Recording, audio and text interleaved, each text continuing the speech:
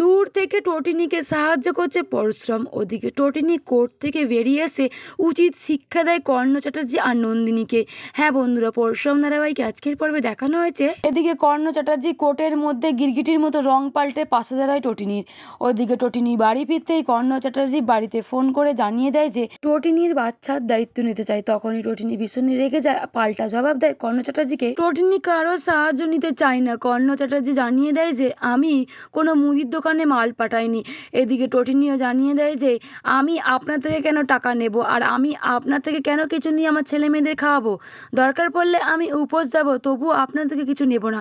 আপনি যদি দয়ার হাত বাড়িয়েছেন আমার পরিবারের দিকে, তবে আমি আপনার ওই হাত কেটে ফেলে দেব। টটিনির এ কথা শুনে কর্ণ চ্যাটার্জি ভীষণই রেগে যায় আর চিৎকার করে বলতে থাকে, থাক আপনি চুপ করুন। আমরা আপনাদের মতো মুদির দোকানে গিয়ে শপিং করি না, আমরা শপিং মলে গিয়ে শপিং করি। তবু আমি যাই না, আমার লোক করা আছে, তারা গিয়ে মার্কেট করে নিয়ে আসে। টটিনি জানতে চাই কর্ণ চ্যাটার্জির কাছ থেকে মুদির দোকানে টাকা খেয়ে দিয়ে এসছে চাল ডাল চা পাতা এগুলো কেনার জন্য। এদিকে কর্ণ চ্যাটার্জি জানিয়ে দেয় যে তোমরা কত টাকা দামে চাল খাও কি চা পাতা খাও এগুলো আমরা জানি না, আমাদের স্ট্যাটাসটা জানো তো, আমাদের ক্লাসটা জানো তো। এদিকে টটিনি জানিয়ে দেয় যে থাক আর ও কথা বলতে হবে না, আমাকে ক্লাস নিয়ে বলতে হবে না আপনাকে। এই বলে ফোনটা কেটে দেয়। ঠিক তখনই ওখানে আসে আরাধ্যা। কর্ণ চ্যাটার্জিকে জিজ্ঞাসা করে কি হয়েছে বাবা। এদিকে কর্ণ চ্যাটার্জিকে আরাধ্যাকে জানিয়ে দেয় যে তোমার দিদিভাই টটিনি গাঙ্গুলির বাড়িতে মাছ খাবারই জিনিস চলে গেছে। টটিনি ভেবেছে আমি ওকে দয়া করেছি। না না, এটা দয়া নয়, এটা হলো খেলা। আমি বা কেন দয়া করতে যাব? যেরকম সাপ লুটোর খেলা কর্ণ চ্যাটার্জি মোয়ের মধ্যে উঠে ওপরে উঠতে চায়, এদিকে টটিনিকে সাপের মুখে ফেলে নিচে নামাতে চায়। এদিকে আরাধ্যা কিছুই বুঝতে পারছে না কর্ণ চ্যাটার্জির কথা, তাই তো চুপচাপ দাঁড়িয়ে কথাগুলো। এদিকে টটিনির মনে প্রশ্ন ঝড় বেড়েই চলেছে, এতগুলো জিনিসপত্র এতগুলো টাকা খরচ করে কে পাঠিয়েছে? তবে কি বন্ধুরা পরশুরাম পাঠিয়েছে?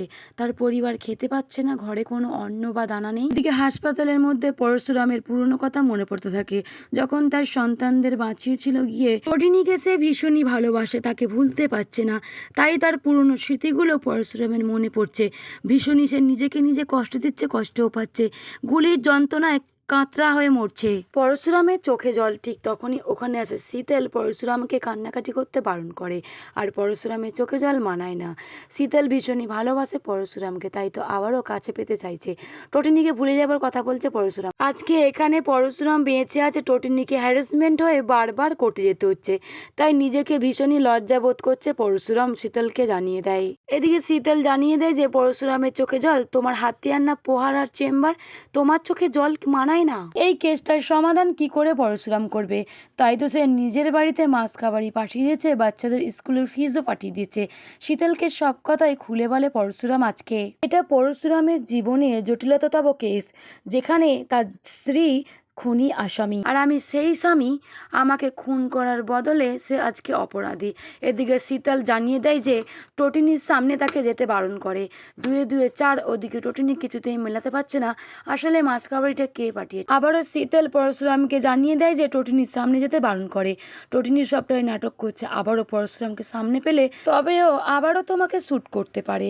কোর্টের সামনে আজকে আমি দেখি যে গিয়ে ওখানে ছিল কর্ণ চ্যাটার্জি। কর্ণ চ্যাটার্জি মেন মাস্টার মাইন্ড র্যাকেটের সঙ্গে যুক্ত, ওর সঙ্গে বিজিত, জিৎ মুখার্জি আরও অনেকেই আছে। এটা একটা বড় নেটওয়ার্ক। শিবপ্রসাদকে সামনে যেতে বারণ করে ওদের, কারণ যদি আবারও শ্যুট করে দেয় তবে শীতল পরশুরামকে হারিয়ে ফেলবে, তাই ওকে শীতল হারাতে চায়নি, এ কথা বারবার করে জানিয়ে দেয় পরশুরামকে। এদিকে পরশুরাম দুয়ে দুয়ে চার মেলাতে পারছে না, শীতল আসলে কি করতে চাইছে, কি বলতে চাইছে। এদিকে শীতল জেদ ধরে বসে থাকে পরশুরামকে পাওয়ার আশায়। ওদিকে পরশুরাম তাকে পরিষ্কারভাবে জানিয়ে দেয় যে তুমি আমাকে কোনোদিনই পেতে পারো না। এদিকে শীতল পাবো পাবো পরে চিৎকার করতে থাকে। যখন কোর্টে প্রমাণ হয়ে যাবে টটিনি তোমাকে খুন করেছে, তখন তুমি টটিনি থেকে মুখ ফিরিয়ে নেবে ঘেন্নাতে, আর আমার কাছেই তুমি ফিরে আসবে। শীতলের এই কথায় পরশুরাম কি মেনে নেবে? ওদিকে টটিনি ডান্স ক্লাসের ম্যাডামকে ফোন করে জানিয়ে দেয় যে পিকো আবারও যেতে চায় ক্লাস করতে। এদিকে ডান্স ক্লাসের ম্যাডাম জানিয়ে দেয় যে মাসের মাইনে সে আগেই পেয়ে গেছে। আবারও টটিনি চুপচাপ দাঁড়িয়ে স্তম্ভিতভাবে সব কথাই শুনছিল। এই মাইনে মাস খাবারই কোথা থেকে এলো, কে দিল, কে তাদেরকে এত সাহায্য করছে? ওদিকে পরশুরামের মনে খটকার দানা বেঁধেই চলেছে। মৈতর স্যার একজন বিশ্বাস্ত মানুষ ছিলেন, আজ টাকার জন্য বিক্রি হয়ে গেছে। পরশুরাম জানতে পেরে ভীষণই ভেঙে পড়ে।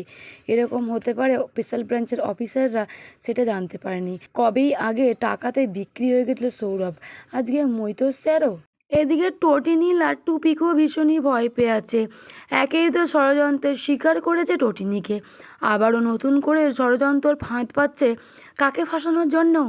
টোটিনিকে প্রাচী বলে তোর স্বামী কোথায়। এদিকে টোটিনি জানিয়ে দেয় যে তার দীর্ঘ বিশ্বাস পরশুরাম ঠিকই বেঁচে আছে, তার ভালোবাসার জোরে সে কিছুতেই মরতে পারে না। এদিকে টোটিনি তার মাকে ফোন করে জিজ্ঞাসা করে যে মাসকা বাড়ি টিউশনের ফিস আর ডান্স ক্লাসের ফিস পাঠিয়েছে কিনা। টোটিনির মা পরিষ্কারভাবে জানিয়ে দেয় যে না, সে কোনো টাকা পাঠায়নি। এদিকে পরশুরাম ভীষণই রেগে আছে মৈতর স্যারের ওপর, কারণ সব কথাই জানতে পেরে গেছে পরশুরাম। তাই তো আসামিদের খাতার লিস্ট করেছে পরশুরাম, একের পর এক সকলকে শাস্তি দেবে। অনেক আগেই জানতে পেরে গেছিল সৌরভ ক্রিমিনালদের মধ্যে একজন। এদিকে মৈতর স্যার টোটিনির ওপর ভীষণই রেগে আছে, কারণ টোটিনি একজন তার থেকেও বড় অফিসার।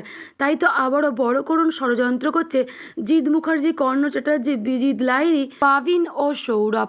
তবে কি টোটিনি এই জালের মধ্যে পা দেবে, নিজেকে জড়িয়ে ফেলবে, নাকি কোর্টের মধ্যে সাক্ষী দেবে পরশুরাম এসে যে টোটিনি নির্দোষ? যদি এমনটাই আপনাদের কেমন লাগবে অতি অবশ্যই কমেন্ট করে জানাবেন। সকলকে ধন্যবাদ।